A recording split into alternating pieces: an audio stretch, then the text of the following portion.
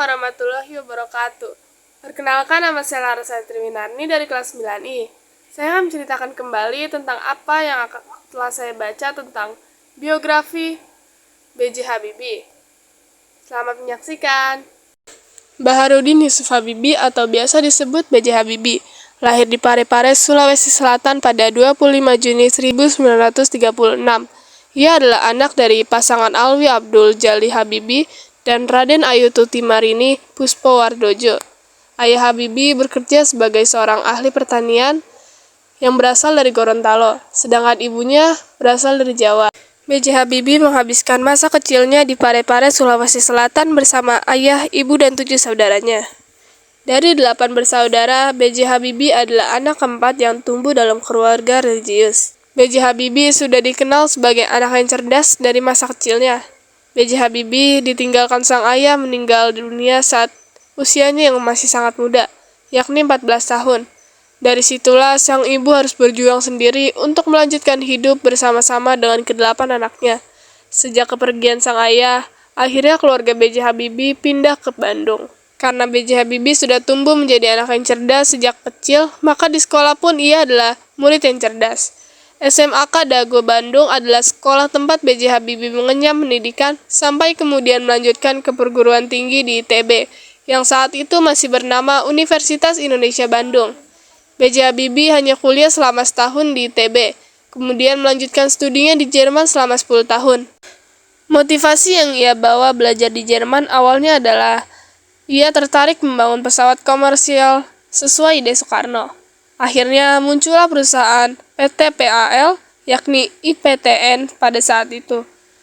Pada tahun 1960, B.J. Habibie berhasil menyelesaikan studinya untuk gelar diploma Ing.nya.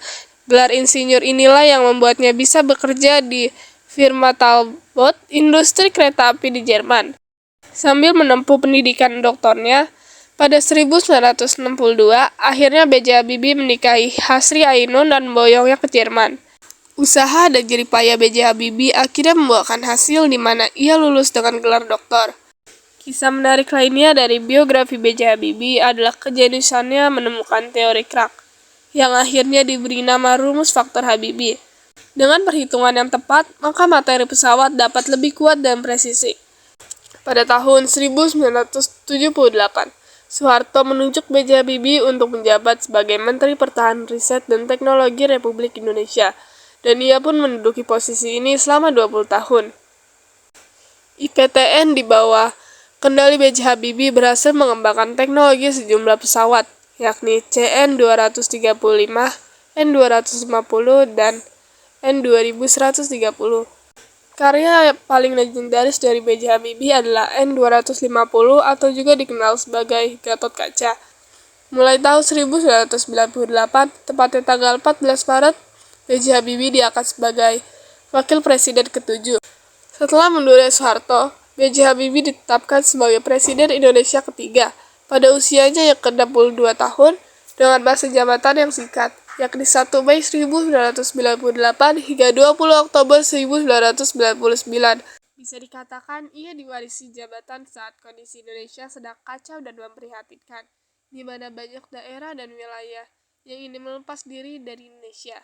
Di era reformasi dengan yang tidak stabil dan disintegrasi setelah kerusuhan Mei 1998 di beberapa daerah di Indonesia, B.J. Habibie harus mengawal semua kekacauan tersebut. B.J. Habibie sigap bentuk kabinet baru dengan peran-peran penting agar mengembangkan dukungan dana moneter internasional dan komunitas negara donor agar memulihkan ekonomi Indonesia saat itu. Itulah yang membuat sosok ini istimewa. Ia tetap berusaha untuk kembali membangun bangsa Indonesia menjadi lebih baik.